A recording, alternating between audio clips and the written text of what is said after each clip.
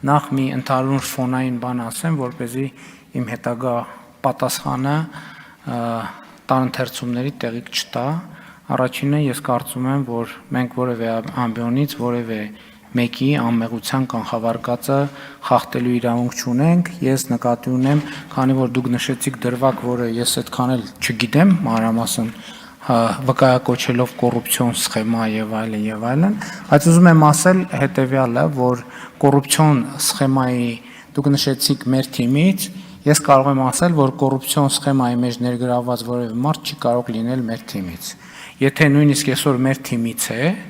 եւ հանկարծ պարզվի, որ ինքը կոռուպցիոն սխեմայի մեջ ներգրավված չի, այդ պահից ինքը կդադարի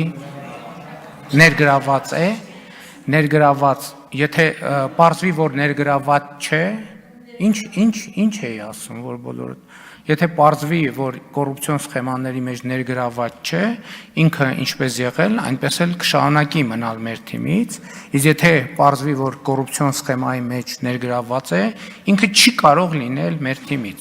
Այսինքն հիմա դուք ինչ եք նկարագրում եք մի սխեմա, որով որևէ մեկը կարող է յուրացնել պետական բյուջեի որևէ գումար, այդպիսի մարդը չի կարող իմ եւ մեր քաղաքական թիմից լինել, չի կարող ուղղակի։ Բացառվում է, որ այդպիսի մարդը լինի մեր քաղաքական թիմից, բայց ես էլի ասում եմ, ես սա չեմ ասում անձի մասին կոնկրետ, որովհետև ի վերջո կա ես չգիտեմ հանգամանքները, անկեղծ եմ ասում, բայց սա որպես սկզբունք, եկեք սա արձանագրենք, ինչ դեպք էլ վկայակոչեք, սա իմ ունիվերսալ պատասխանն է մնացած բոլոր դեպքերի մասին։ Երկրորդը, բռնությունը, որևէ բռնություն չի կարող ընդունելի լինել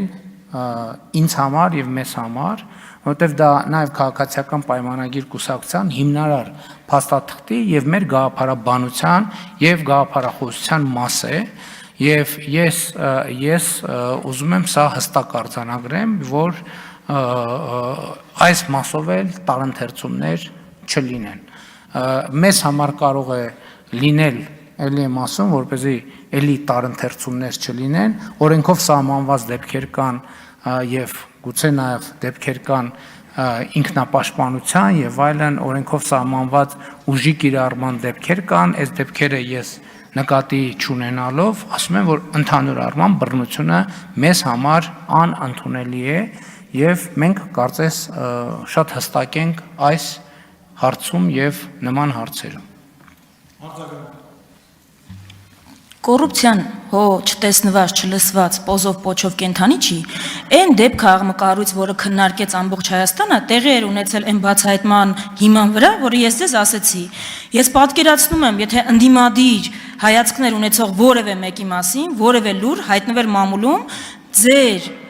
քննչականը, դատախազությունը ինչ արագությամբ կզբաղվեր դրանով, որքան ժամանակ է այս, որևէ գործ հարուցվել է, այսինքն կոռուպցիան էլ ոնց է ու մսխումը ոնց է լինում։ Ձեր համար ընդհանրապես տես տարօրինակ չի, որ ձեր ֆրակցիայի անդամը մեկ անձից գնումներով հարյուրավոր միլիոն դրամների պայմանագրեր է կնքում քաղաքապետարանի հետ, որտեղ փաստացի աշխատում է,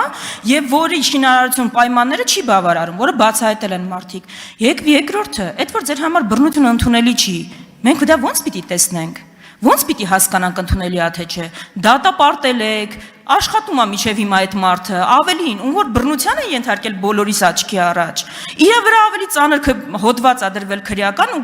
ձերբակալվել տարվել է ոստիկանություն, ու այն մարդը, ով որ բռնություն է կիրառել, կարծում եմ այստեղ տարընթերցում չկա։ Մինչև հիմա պաշտոնավարումը որևէ գործողություն չի ձեռնարկվել, այսինքն ոնց պիտի հասկանանք ձեր համար ընդունելի է թե չէ։ Ձեր վարքով մենք հիմա հասկանում ենք ոչ թե որ ընդունելի չի, այլ որ խրախուսելի է։ Այդ եք դուք ցույց տալիս։ Լսեք, որպեսզի հստակ լինի, ցանկացած մեկը, ով պետական բյուջեից կոռուպցիոն սխեմա է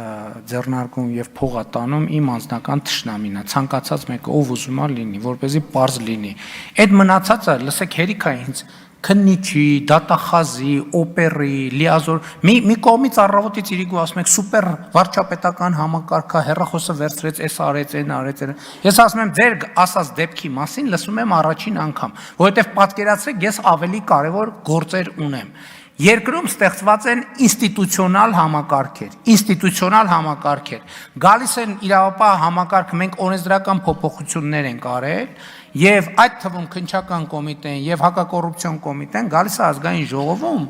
հաշվետվություն է տալիս։ Եթե որևէ մեկը կասի, որ վարչապետը ինձ ասել է, որ կոռուպցիայի դեմ չպայքարես, եւ ընդհակառակը որևէ մեկը կասի, որ ես չեմ ասել բոլորին, որ ով որ կոռուպցիայով է զբաղվում, իմ անձնական թշնամին է, դուք հիմա եկել եք ինձ մեկ էլ ասում եք բանում, բայց գիտես բանում Սադոմ մասիվի, այն օրը անցնում էինք 4 հոգի նստած էր, մեկը պպզած, բաս այնց ոնց կլինի։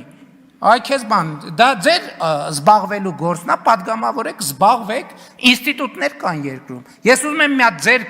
դուք ուզում եք երկիր ինստիտուցիոնալ ի վերջո ըլնի թե չլնի։ Երկրորդը ես ասում եմ, դատապարտում եմ բռնությունը, դատապարտում եմ այդ կոնկրետ դեպքը եւ մենք նաեւ մեր ինչքան տեղյակ եմ Երևանի քաղաքապետարանի մեր գործընկերները